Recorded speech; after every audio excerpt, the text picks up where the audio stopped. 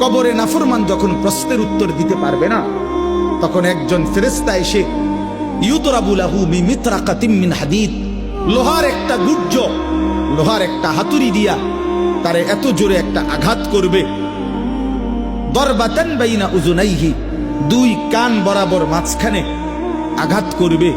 আল্লাহ রাসূল বলেন ফায়াসিহু সাইহাতান, নাফরমান এত জোরে একটা চিৎকার মারবে, ইয়াসমাউহা মান ইয়ালিহি ইল্লা সাকালাইন, মানুষ এবং জিন ব্যতীত আল্লাহর সমস্ত সৃষ্টি বেঈমানের চিৎকার শুনতে পাবে।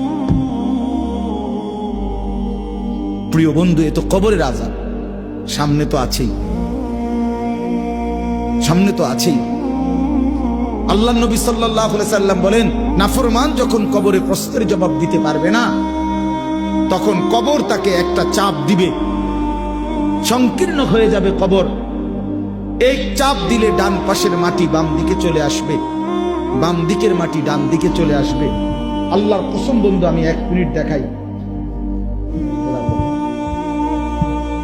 আল্লাহ রাসূল সাল্লাল্লাহু আলাইহি সাল্লাম বলছে, এতে করে তার ডান পাশের হাড্ডি পাঁজর ভাঙ্গা বাম পাশের পাঁজরের হাড্ডিতে ঢুকে যাবে, বাম পাশের গুলো ডান পাশে ঢুকে যাবে। কেমন? তো নবীজি উদাহরণ দিছে, হাত্তা তাখতালিফা আদলাউহু, এই যে আঙ্গুল, এই যে এটা যেরকম একটা আরেকটার মধ্যে এরকম ঢুকে গেছে, আল্লাহর কসম নবী বলছে হাড্ডি পাঁজরের এ পাশের গুলো এই পাশে এভাবে ঢুকে যাবে।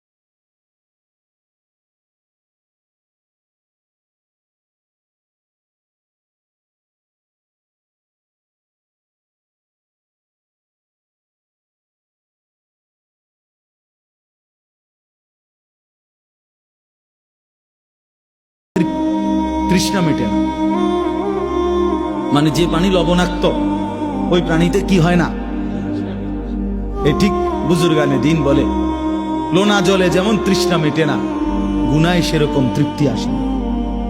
তুমি 1 কোটি নারীও দেখলে তোমার তৃপ্তি হবে না।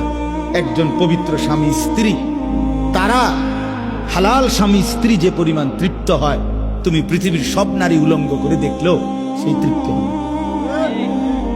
আমি বুঝার জন্য খোলামেলা বললাম। তুমি অপেক্ষা করো যুবক, তুমি অপেক্ষা করো, নষ্ট হইও না। এই পৃথিবীতে স্বামী স্ত্রী, নারী পুরুষের এই পবিত্র বন্ধন দিয়েই পৃথিবী এই পর্যন্ত আসছে, আল্লাহর ইচ্ছা। স্বামী স্ত্রীর বন্ধনের মাধ্যমে মানুষের এই ধারাবাহিকতা। তো কাজেই এমন একটা নারী, এমন একটা স্ত্রী হালাল অপেক্ষা করলে অচিরেই মিলে যাবে, আল্লাহর পক্ষ থেকেই মিলে যাবে। যাকে আল্লাহ পুরুষ বানিয়েছেন তার জন্য আল্লাহ তাআলা বৈধ স্ত্রীও সৃষ্টি করেছেন, তা কোরআন শরীফে আল্লাহ বলছেন। কাজে এটার জন্য নিজেই এই অল্প বয়সে কুত্তার মতো হয়ে যাওয়া, শুয়োরের মতো হয়ে যাওয়া, জানোয়ারের মতো হয়ে যাওয়া, এটা সুস্থ স্বাভাবিক কাজ নয়। কেন তুমি কুত্তার মতো পাগল হয়ে গেলা? পৃথিবীর সব নারী দিয়া তুমি করবা কি?